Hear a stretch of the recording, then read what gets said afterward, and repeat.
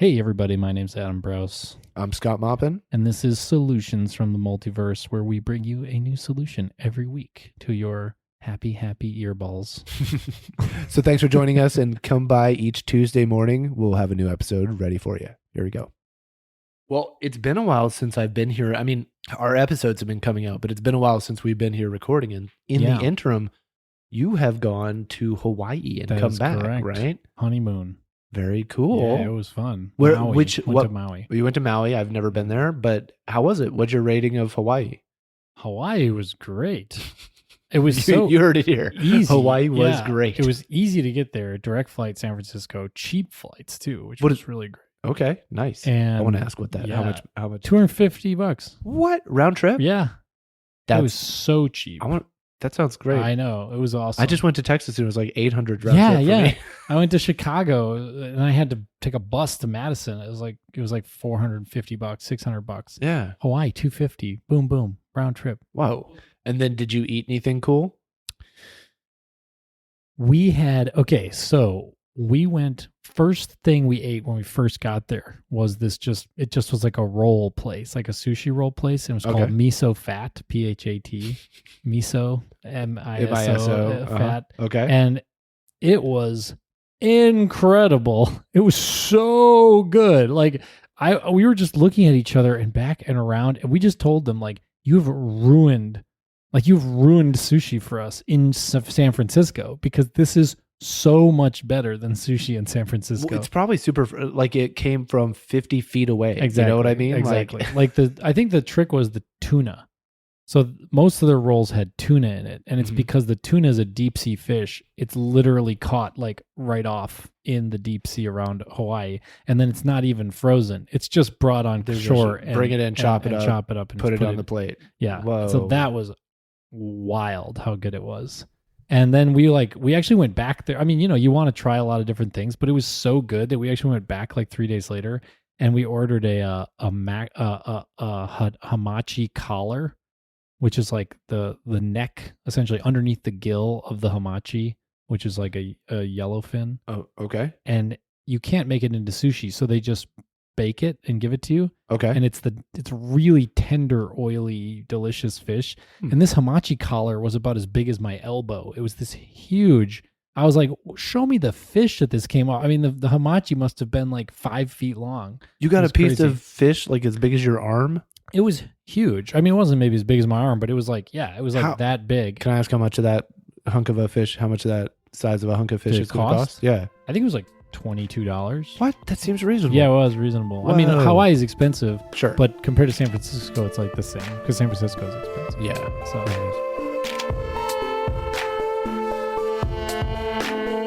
Down there, do they just call the chips sweet onion? They just leave the Maui part out? They just have it, they call them sweet onion chips? There were a lot of Hawaii branded things, because there's a locavore movement there. A locavore. Yeah. This is my first time hearing locavore. But what is that? But you can guess what it means. You eat local people? You eat crazy people. Locos. Locavore. Yeah, it's a locavore. Yeah. I see. Crazy cattle, crazy goats. Yeah, famously Locavore. eating mad cows. Yeah, never, mad cows. never resulted in well, bad that's why it didn't human really grow results. outside of Hawaii. Yeah. A locavore. Locavores. You only eat locomocos? That's all you eat? Locomocos. 3 meals a day, That's true. locomoco. They had a lot of locomoco in Hawaii. I would do that. Yeah, I'll be a it was good. locavore. Yeah. No, I obviously I know what this is. This is someone who only eats their meals on a locomotive when they're Yep. with these are other Locavore. trained people like us, and they demand that all their meals be served to them in motion on an engine on a train. That's a good explanation of what it is. You're right. Couldn't describe it better myself. But yeah, so there's this big movement to like source as much as you can from the island. Cool. Yeah. And this kind of is the solution for today. I thought I'd share this solution. Oh, we're entering into it? Now it's the solution. You've teed it up perfectly. What a segue. Yeah. I kind of got I didn't get the idea in Hawaii, but so I learned this idea a long time ago, and I'll tell people about where it comes from, which is from Jane Jacobs, one of my favorite, kind of my hero. We've talked about Jane Jacobs before in the city planning capacity. Is that right? So long as I'm on the microphone, she's going to come up again and again. She's amazing. And if you're not familiar, I recommend definitely get into her books. But so the solution today is urban regional import substitution. Urgent. No, where did the Urban regional import substitution. Did I do that right? Yes. Does that make a cool urchin subplantation? Oh man, now you've ruined it. I'm never going to have it. Does it make some sort of a slick like acronym with the front name? Is that why we've got such No, it's just what it is. Okay. I can Tell me explain again. why, because it has a big Urban- history. Urban regional import substitution. Or you could just call it it could just be urban import substitution Urus? too. Urus. That is pretty cool. Sounds like an ant you don't want to talk All right, so to. your solution Oh is God, is Aunt Urus. Urus is here again. Damn it. She's gonna talk to me all about. Hey, Adam, it's me, your Aunt Urus. What have you been up to? Let me squeeze your cheeks. Yes. That sounds like a nice ant. I thought this one was gonna like do my star chart or something. I don't like having But- my cheeks squeezed by someone What? else. That sounds. Wait, what? Cheeks, How are it's you so surprised? nice to be your cheeks to be squeezed. Other no? people squeezing your body? You don't like them? No. Oh, I like them. Oh, you mean butt cheeks? This No. This took a left turn at the family No. reunion. Aunt Urus needs to keep her hands to herself. Okay, that's a different sort of problematic. Although I aunt. don't know, Aunt Urus pinching the butts. That's kind of funny. No, I think actually. of classically like an older relative grabbing your cheek and squeezing it when you're Yeah, a child being yeah. a terribly unpleasant experience. You like really. Yes, Well, I don't really. I don't like. I don't like their breath usually. Their breath is usually not great. I mean, I don't love it, But but the pinching is fine. the pinching is fine. You're being admired. It's Hmm. flattering. Okay. I don't know if I buy that. Is this like a faux pas here? You know why they do that, right? Old people. I mean, classically, that one person would always pinch and squeeze to see if they were fat enough to go in the oven yet. That's the That's Hansel why and it Gretel is. reason. You nailed the reason I was Is thinking. it the Hansel That's Gretel? why everyone is just sizing you up. They're like They're waiting to see when they can eat gonna you. broil you These up. locavores trying to eat your local. They're like, how crazy are you? Are you ready to get in the oven? Are you that crazy? This I'm like, you're going to locavore. drive me crazy by squeezing my cheeks, lady. So think about Hawaii. Like you're in Hawaii. Obviously, there's not land within like 1,000 miles of you. You know when you Hold on, pick, wait. I gotta get there just imagine. mentally. Yeah, let's hear the Uh-huh. beach. Through the Nice. palm trees. Okay, all right. I'm in Hawaii. Aloha. Oh no, I'm out of it. Na, na. Yeah, gotta get that spirit of aloha. Okay. Okay, so you're in Hawaii, and then you go into and there's everywhere there's coconut trees. Like you see coconut trees everywhere. Mm-hmm. And then you go into a grocery store, you go into anywhere, and you buy the Cocoa Veet coconut milk, coconut water, and you look at it and it says New Jersey, New York. Like it's made in New York or something. Like at least the headquarters is in New York. Okay. So then you're like, what the hell? Why don't we just take the coconuts? Why make are the we coconut importing water- coconut exactly water Exactly. from a place that may have imported coconuts to it? Exactly. So this is the premise behind import replacement. Okay. And the premise is it better to import something because it's like 5 cents cheaper, like dollar for dollar to do it? Mm-hmm. Or is it better to spend maybe 5 cents more, but have it be made locally, which means you get employment, you get economic development, you may even get technological innovation, you get infrastructural development based on that, Right. stuff. Right. So that's kind of the question. So most traditional economists today, developmental economists, if you just went down the line and interviewed developmental expert economists, and you said, should countries and places, should they adopt a export-oriented growth strategy or an import replacement-oriented growth strategy? They would say export-oriented growth strategy. That's what everyone should use. Mm-hmm. And that's what the IMF, the International Monetary Fund, and the World Bank, and so all these organizations tell countries, Why? you need to do an export-oriented. Is it just because that's a more stable thing? Is that if you have what other people want, you're always going to be doing well or whatever? Yeah, that's the basic idea. Yeah, If you're beholden yeah. to need all your things that other people have, then you're in trouble. Yeah, What- but if you do import substitution, you're not beholden to other people because you make it all yourself, or Mhm. most, what you need mostly. Okay. So the idea is just been the proof is in the pudding. So China adopted a absolutely totally export-oriented growth development strategy, and they just grew like insane. And so people are like, well, I guess that's the way to do it. And in the past, in the 70s, they actually were trying to do an import substitution-based growth development strategy, and Okay. it didn't work. In China. Not in China, in other countries. Okay. South American countries, African countries. They were saying, let's do import substitution-based development strategy. Okay. Didn't work. And it didn't work for a few reasons, but it turned out to be a lot of grift, you know. Mm. It'd be like, oh, I know where you can put the factory we're going to subsidize by the government in my brother's backyard, you know, in the land my Sure. cousin Everybody owns. wants a piece. Yeah. Yeah. Whereas if it's export oriented, it's like we need to drive the cost down as much as possible because we need to be competitive on the world market on the price of whatever it is, grain. So we can't put it in your cousin's backyard because it's not the absolute optimal conditions. Right. And we can't have grift go anywhere because we have to get the That'll price make our as bid low too as high. possible Yeah. to get into the world market. And so it drives, you know, kind of efficiency. But Jane Jacobs suggested that the reason why import substitution did not work was not because of grift. I mean, even though it was because of grift in those cases, but she said the reason why is because it wasn't urban import substitution. What makes an urban import substitution different then? Yeah. So the difference is national imports. So you think of a nation, almost every nation is like a big city and maybe another big, maybe commercial city, like a cultural city and a commercial city, and then a bunch of rural area around it. That's like every country. Right. And America's just there giant. are population centers, and then there's a lot of space in between. Right. Yeah. And so if you do most economic development and most economic policy is built around the national context. This is the other thing Jane Jacobs says is really stupid. She says economic policy should be built around the urban context and different for rural as for urban. Okay. So her suggestion is that instead of saying, so if you're like the nation, if you're some nation and you're like, oh, we're going to do import substitution. So our country imports a ton of cars from Japan and America and Europe. So like maybe you're Argentina.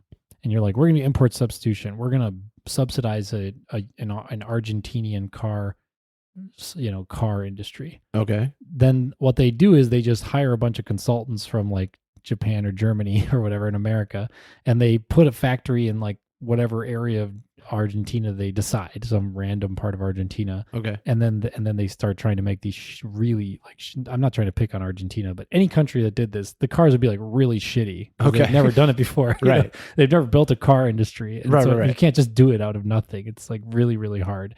And they don't have the supply chain and they don't have anything. It wouldn't work. It doesn't work. And that's why it didn't work.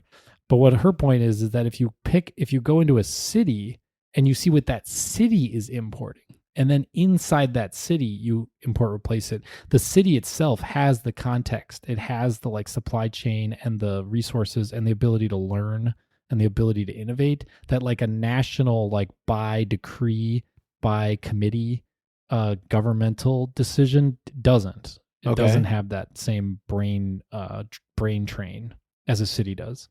So then, like, what would this extend to? What am I getting locally now in the city that I'm not importing? Your example before was coconut juice, but what? Yeah, well, that would be a pretty good one for Hawaii. What else would I do? So I'll give you. So the classic examples that she points to are in Japan. Mm-hmm. So after World War II, Japan was importing bicycles into Japan because they didn't manufacture bicycles. And what happened is in the cities of Japan, there started to be bicycle repair shops. Those bicycle repair shops then started to make replacement parts. Mm-hmm. So they now could sell parts. Then the parts companies decided we could make a bike because we know how to make the parts. So they started to make bikes and sell domestic bikes to Japan, and then they stopped importing the bikes because they could. And then it could turn into an export if you really were good, right? Okay. And they did the same thing with cars. So Japan wasn't making cars. Toyota had these big looms that they were making, mechanical looms. But then after World War II, they were like, car economy is cool. We wanted cars. So they started to say, repair the cars, make car parts, then car company. And then it became an export and Toyota's dominated the world. But it happened through urban import substitution. So Jane Jacobs points to these examples and says, look, this is how we should be doing economic development. We should not be doing, massive global capitalism where we, slit as many throats as we can and and kill the environment as much as we can to get our price down as low as possible to then get to the global market. Instead, we should be finding out what our cities are importing and then in the city replacing that and then building economic So then does development. this extend to like your car example? Does that mean if you live in Detroit, you can have a Ford or a Chevy because they're built there? But if you live in Texas, you have to get a car built front, like a different type of car, or do you like what? We don't have to. I mean, it's still a free market. Are you buy allowed to get whatever an one you want. iPhone if you live in San Francisco? But if you live in Maine, you have to get a Maine built phone instead? No. I'm not saying there should be like limits on the free market. I mean, I'm in favor of, a marketplace of goods. But the question is just, how are we going to drive development? How are we going to drive economic development? Okay. And there's different strategies. And the one that has been tried was national import substitution, which did not work. It led to all this grift and corruption and just inefficiencies, and it just didn't work. And it led to bad outcomes and not very good development. And then we've tried export-oriented national development, which has worked, but with huge ecological and social costs, because you hurt people when you do that, because you essentially try to create like a underclass of like manual workers who are paid as little as possible to drive all the costs down. I feel like it's pretty settled and uncontroversial that keeping stuff local, buying local, spending local, keeping the dollars local is better for the grand majority of the people. Like in the pyramid, the bottom larger chunk of the pyramid is way better off if you do that, keep the dollar circulating local. But the problem is that the people who make the decisions are the people in the top part of the pyramid who actually benefit more if they can get the lowest cost, no matter, where it's from or whatever, no matter what the conditions are of the thing producing the low cost. They're like, I don't care. As long you as mean the cabal line. of smoke-filled room, like, or anything. I mean, if you go like, oh, how is this made? This is made in sweatshops by like children. This is terrible or whatever. You're like, well, it produces much cheaper product. And you're like, well, of course it does, but that doesn't mean it's good. That it's good.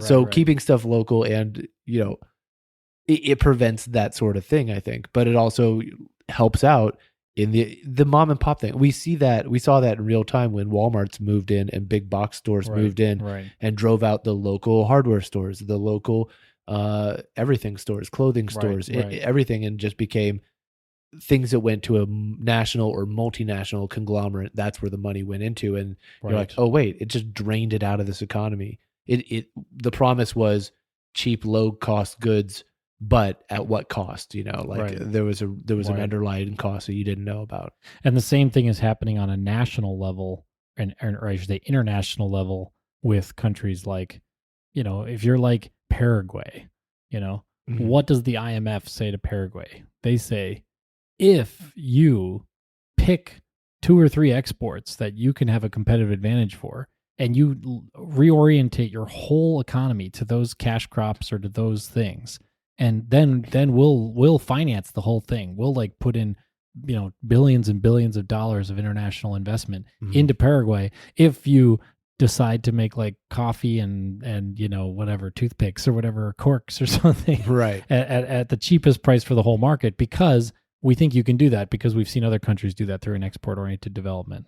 What we haven't tried is what Jane Jacobs recommends, and is what she points through examples in history have succeeded, but we haven't tried it deliberately. We haven't tried, actually, no country has said, we will adopt an urban import substitution development strategy, and will be the 14 points that we'll use, this financing strategy, this tariff strategy, this, no one's ever done that before. That's why it's on this podcast. It's a new idea. It's just sitting in between the pages of Jane Jacobs' books. When you make something locally, I think what's not taken into account is that when something's made somewhere, there's all this ancillary economic activity that's taking place, and not only just economic activity, but like cognitive activity. Like people learn about how that works, and they're plugged into the supply chain of those goods, and all that knowledge is like networked and technical knowledge. Network and technical knowledge that if you say, but it's more efficient by 10 cents per unit if we just import it, all that technical and supply chain and network knowledge all just gets wiped out. and now you just have like, oh, it's 10 cents cheaper for whatever it is you're buying, whatever it is, hot sauce or whatever, or something. So that cost needs to come, that loss of knowledge and connectivity is like underappreciated in the global economy. Jane Jacobs says the reason why that is because when economists examine economic statistics, they're called statistics because they come from the state statistics. Okay. And that's why, and all statistics are national, right? If you look up what's the GDP, it'll always be the country. Okay. But she says that's completely misguided. Is that the etymology of that word? Yeah, I didn't know. Yeah, statistics comes from the word state. Yeah, because the state collects them. And that's the mistake, she says. The mistake is economics, the fundamental building block of the economy geographically is not the nation. Okay. It's the city. And you could think of it as the city region, the sort of city and its surrounding sort of areas that it pulls, resources from. And if you think of it that way, and then you think of import substitution as an urban policy, an urban phenomenon, and then a policy that could be implemented at the urban level, you can then drive economic development far more effectively and efficiently and sustainably for the environment and better socially for the community, because it's less, you're going to do less violence to the community that's there. Okay, so that leads me to my next question. What does that look like in practice? What would we do? What would the first steps of that look like, for instance, here or something? Well, I think a key part of it is, like, especially if you look at the Japan example of bicycles or cars or whatever, is or even in the Midwest, if you look at the development of the Midwest as an industrial center, it was originally a shipping, and she talks about this all the time, and all you have to do is read Jane Jacobs. Wait, the Midwest was not a shipping... Yeah, it was a capital. shipping. Yeah, it was a shipping zone because before cars, we're talking about not ships shipping, right? Yeah, ships. Like boats. The Midwest? The Great Lakes. Landlocked? Oh, the Great Lakes. Okay. It would come in through the Erie Canal. I grew up in Kansas, and I'm like, there's no shipping going on there. The Great Lakes is almost like the Mediterranean. There's a huge shipping community to connect Columbus, Cincinnati, to Chicago, Milwaukee, to Duluth. These are all and then down major, the mighty Mississippi. And then you could you get to the, you can't get to the Mississippi from, well, I'm sure there's some canal maybe, but I don't think you can get to the Mississippi. Maybe if you like drive your boat fast enough and you aim it, and they could get like a ramp. Is this your are you starting a logistics company now? Yeah, of course. Scott's Logistics. Imagine how thrilling that would be. Like, your cargo could get there the boring way, or rockets, the jackass way. Rockets on our boat on the ramp up and over most of Indiana and down into the Mississippi River. What's wrong? Obviously. Why did no one think of that? My grasp of geography may not be perfect. Yeah. Anyways, yeah. So it was a big shipping lane before cars even existed. So in the 1800s, it was a big shipping lane and all the harbors. And what did they do? The boats would get broken or they would need fixing, and they'd pull them up and they'd fix them. And then by fixing them, they could actually learn how to then build them. And then they started to build ships. And then from building ships, they had the shipyards. And actually, when cars were invented, that's where car parts started to be sourced from those shipping zones. These guys kept being like, all right, now we put this sail on top of the car. And they're like, no, that's not going to work. Idiot. That's not going to work. You gotta get Brad out of here. He's trying keeps trying to boat our cars up. God damn it! What are you doing? It's the boat car, guys. And then shut up, Brad. Brad went off the boat and car. Invented the duck, those cars that go into the water. We have those in Wisconsin. And now he's like got $1 zillion, and he's like, laugh on me, bro. He's got a government contract. I made boat cars work. I did it.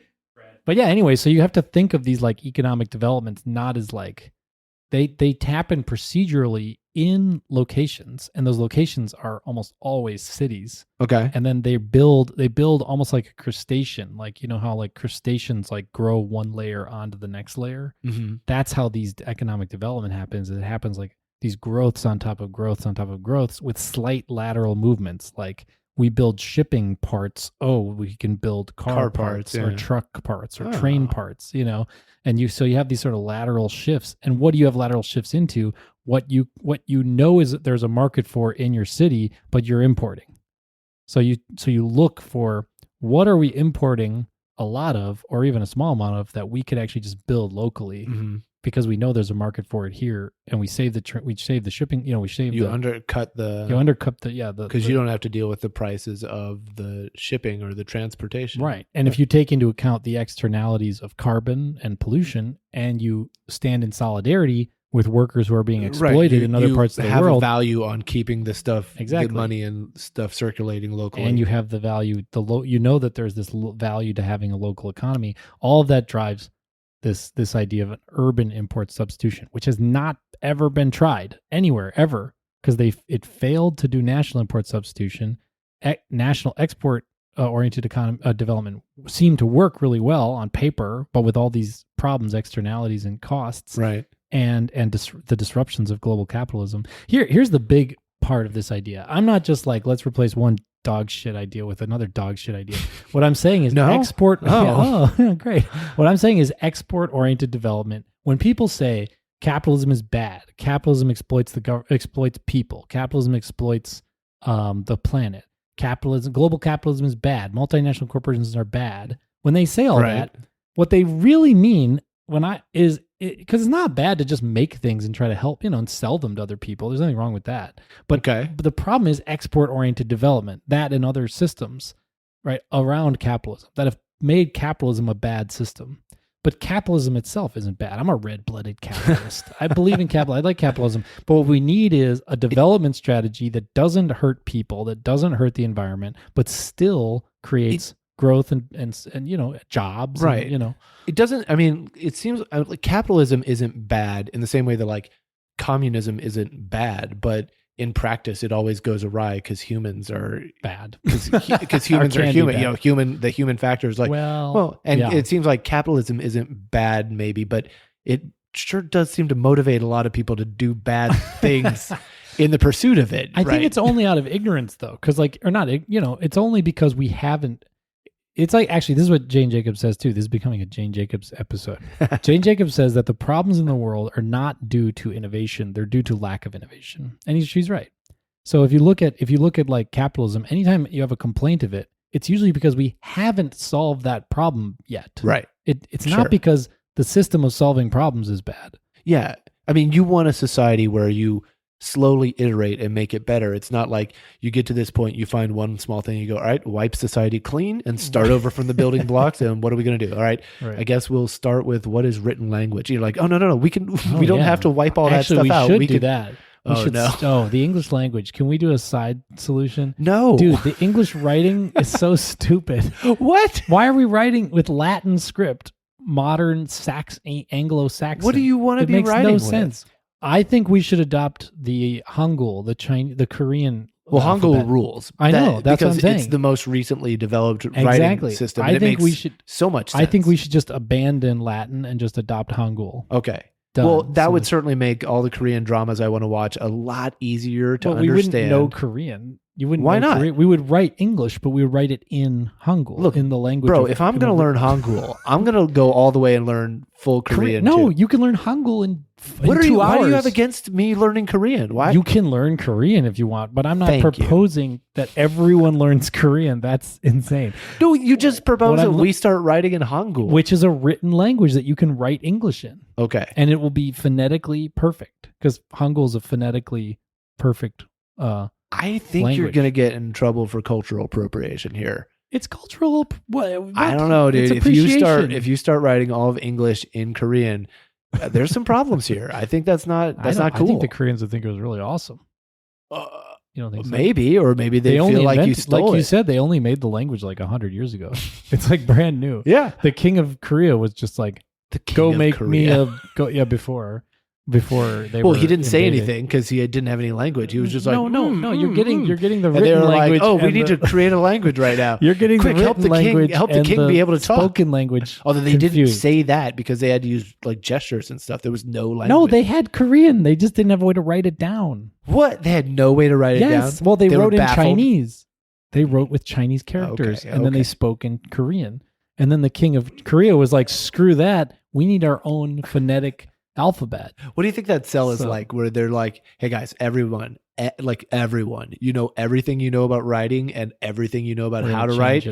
Yeah, forget all that. We got a new We're thing going coming. to Hangul. Like year one of Hangul, I wonder what the skeptics are like in year one of Hangul, who they're like, I am not learning this stupid new language. You know what I mean? Like old Especially people the for script sure. who's really in charge, like the scribe, who's like the head scribe, who Yeah. knows everything about the old system.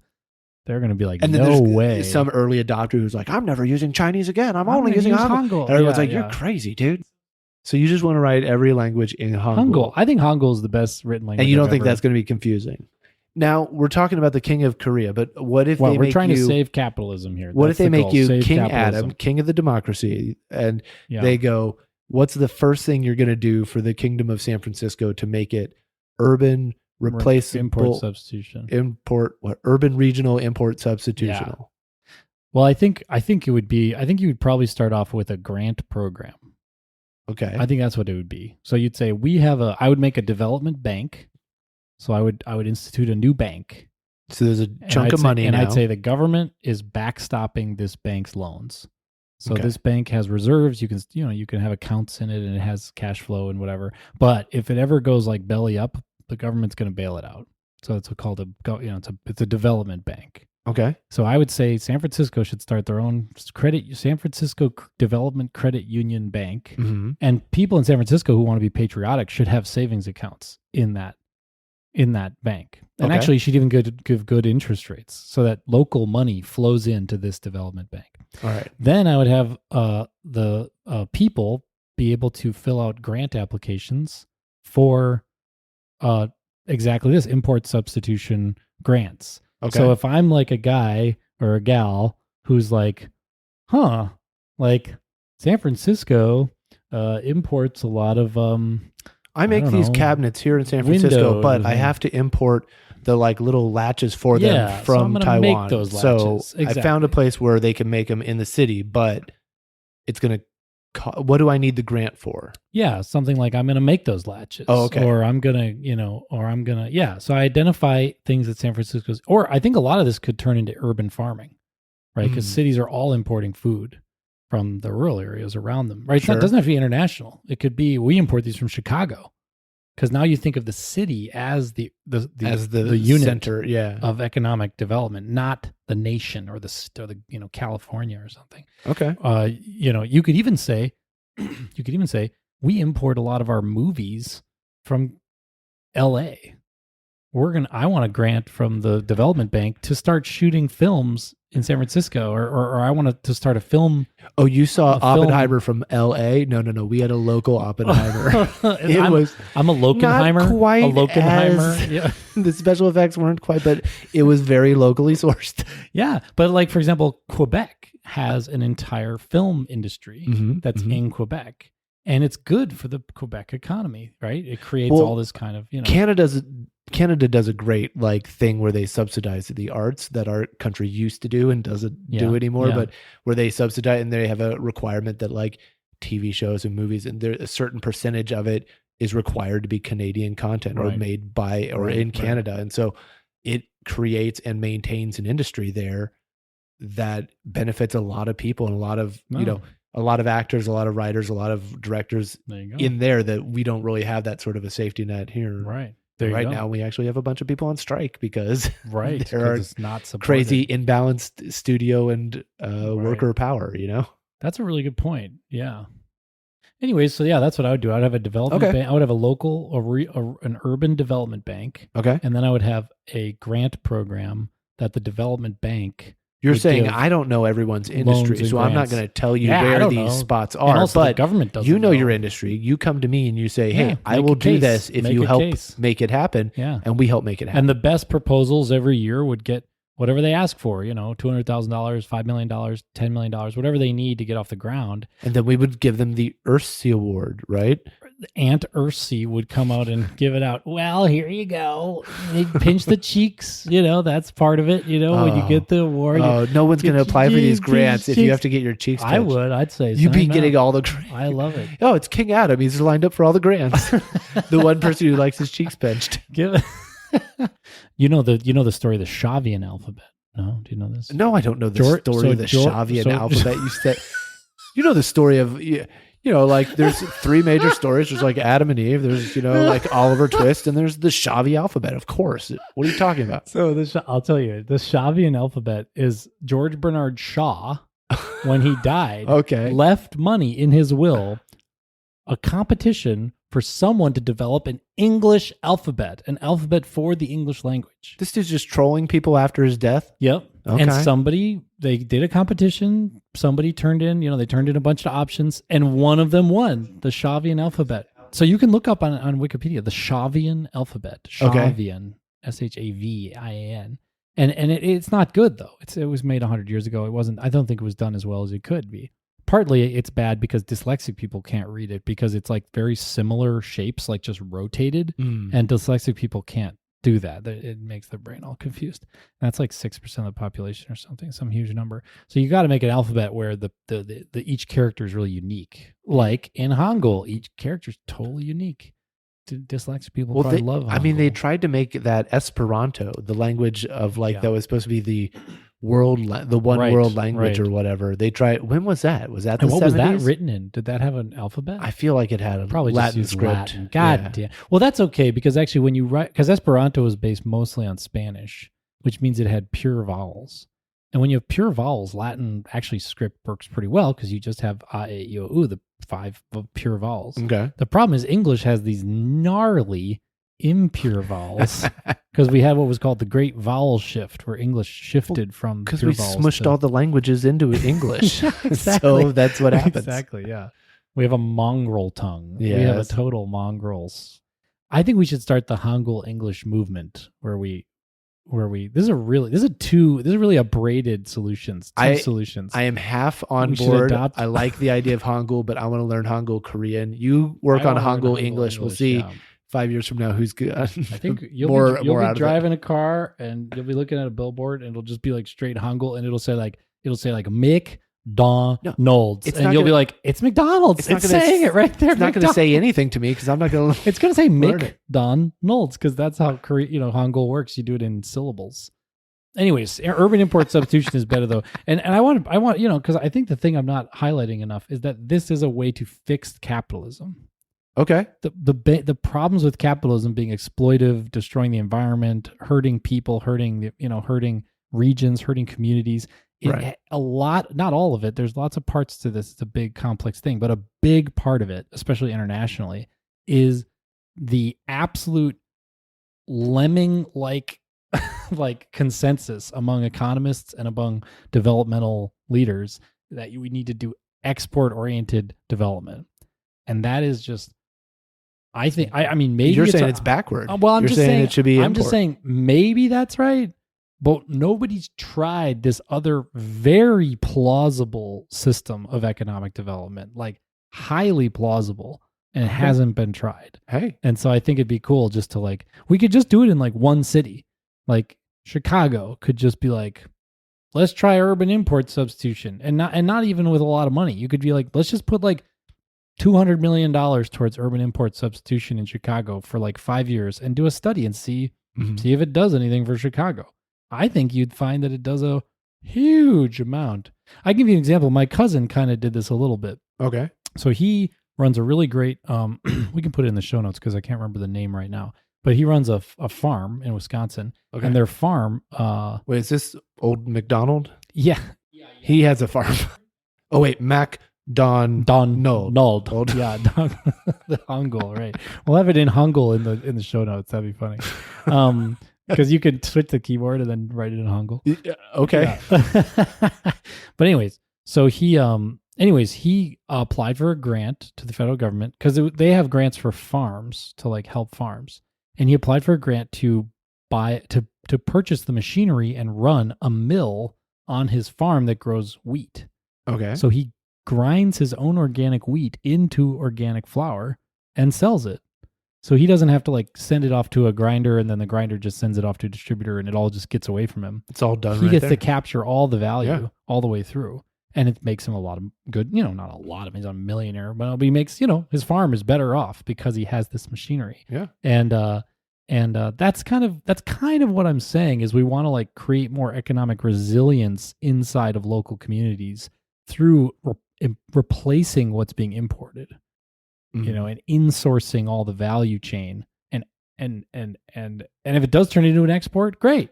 Okay. If it turns out that first do it for yourself, and then if you do it well enough and it succeeds well enough, then it becomes can become an export. Yeah. And I think especially in the age of like 3D printing and like in advanced manufacturing and small batch food production, small batch manufacturing, like this should become far more prevalent.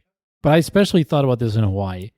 Coconut water. Water from New Jersey. That is so ridiculous in Hawaii, right? And you know what also was ridiculous in Hawaii is I'll put it this way: I thought I knew the places in the world that needed protected bike lanes.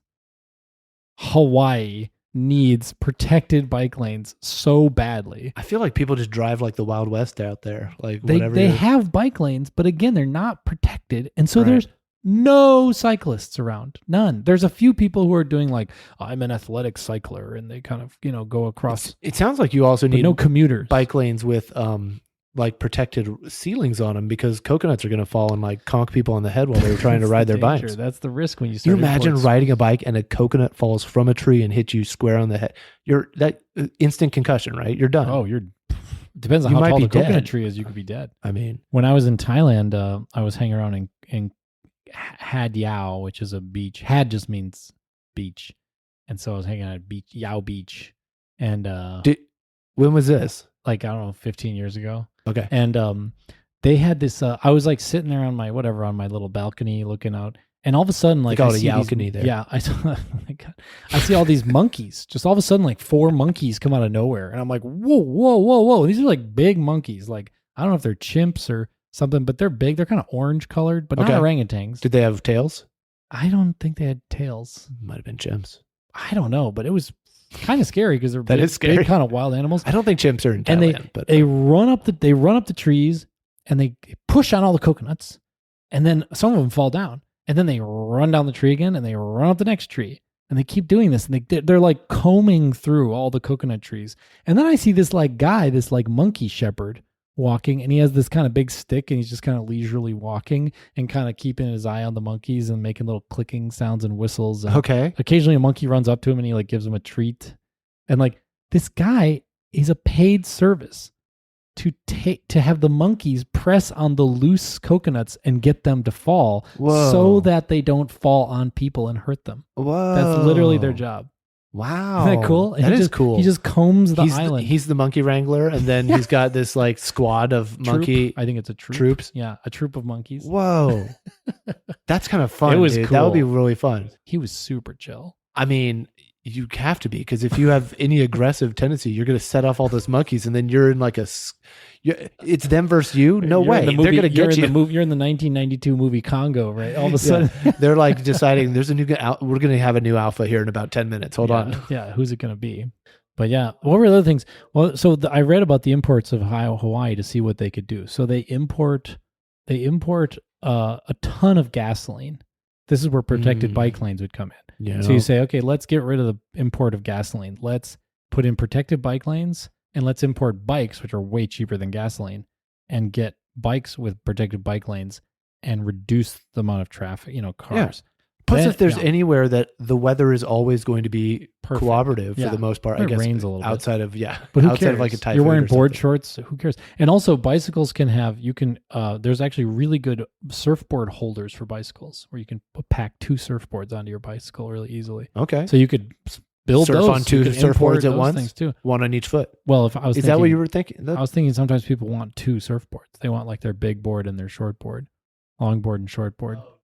I mean, bikes on Hawaii makes so much sense. I don't know. We got to Hawaii, and the way Hawaii could work from a transit perspective could be shuttles going around and around and around the islands. You could just have shuttles just going around and around, and you could have. That's a good job.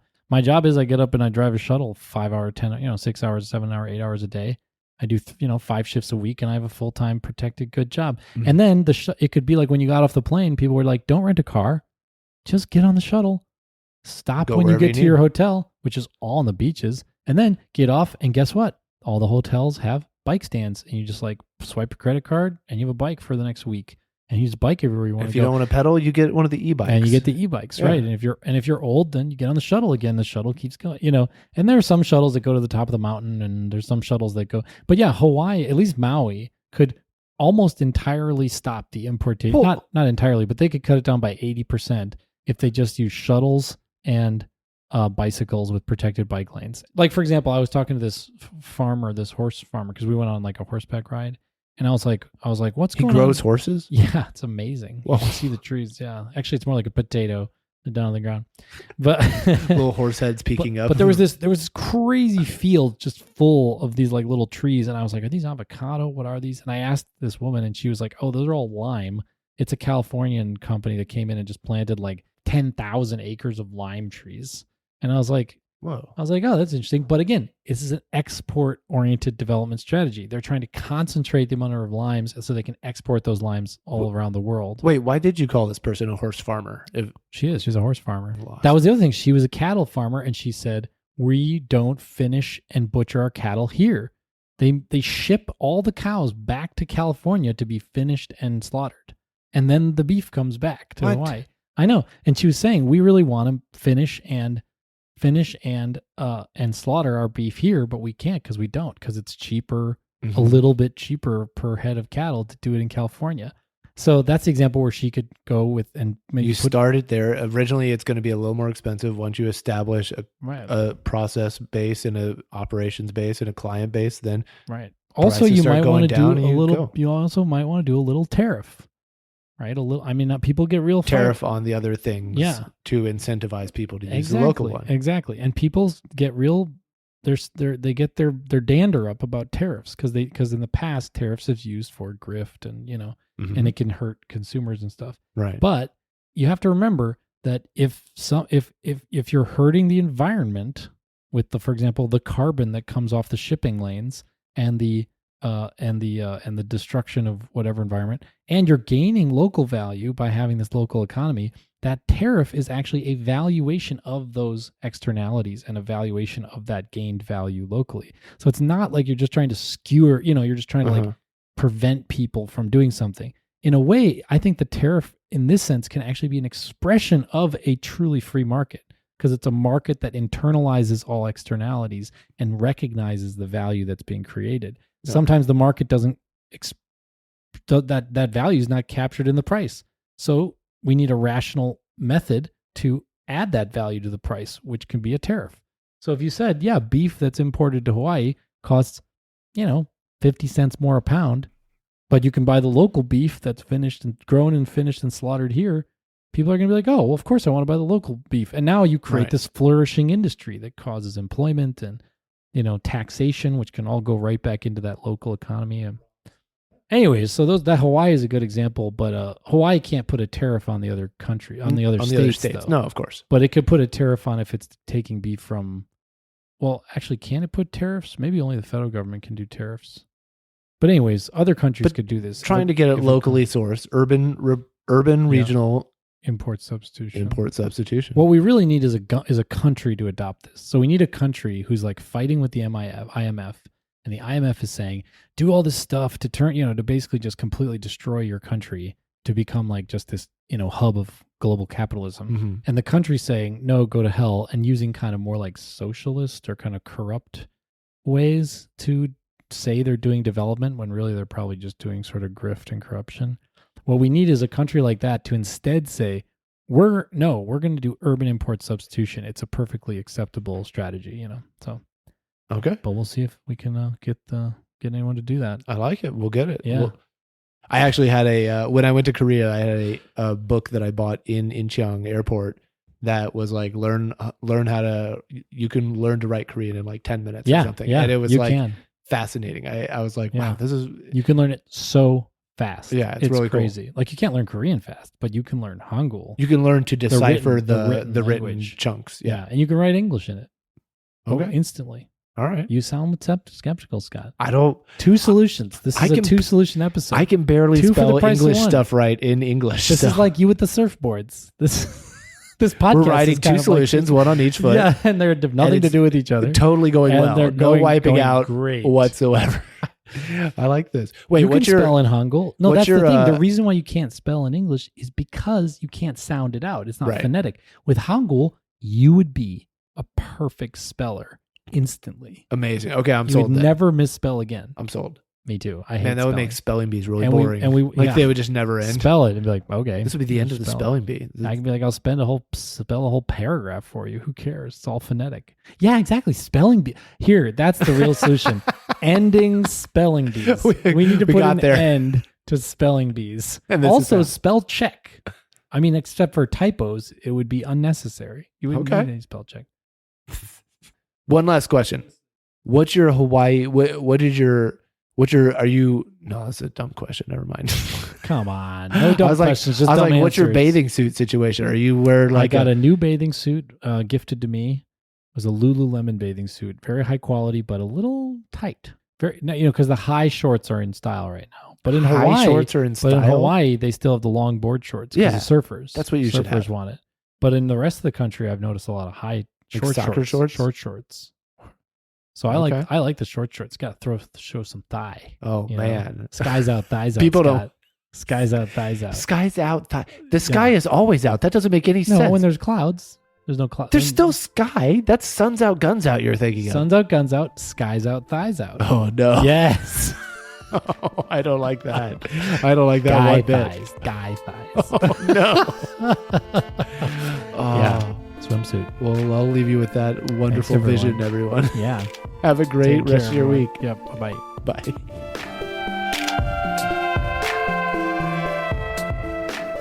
Guy thighs. Guy thighs. We should do some ad situations too. Ads.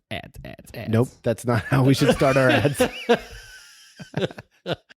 So I want to tell you about a podcast that I've been listening to that we connected with. Fire Breathing Kittens. Fire breathing kittens. Yes, easy to remember. This Okay. it's not exactly Dungeons and Dragons. I shouldn't say that. It's tabletop gaming, fantasy gaming. Mm-hmm. Dungeons and Dragons is just one tabletop gaming rule set, but it's all in a universe, which is called Fire Breathing Kittens. It's like a guild of adventurers. Okay. And so they can swap in and out people, and it's just like you're hanging around at the Fire Breathing Kittens headquarters, and a letter arrives that says you're invited to something, That's and an fun. adventure begins. Yeah. And then they do it And for it's an hour and a half or 2 hours, and then They it play goes like all the a way through, campaign and they on. play a small campaign, a little event in Okay. a campaign, and it wraps up, and it's super fun. And the people playing it are like professional voice actors, so you can you're getting this like awesome story. It's like awesome adventure Yeah. because they're just like breaking character and in character and like making choices and rolling dice, and you get exposure to all these different tabletop rule sets. And you get to listen to them play through this game and be entertaining while they're doing it. It's so fun. Awesome. Each episode is self-contained, and I've been listening to them while I work out and like when I walk around. That sounds excellent. Yeah. All right. So Fire breathing kittens. I just thought we'd like let everybody know about that. I love it. Cool. Check them out. All right. All right.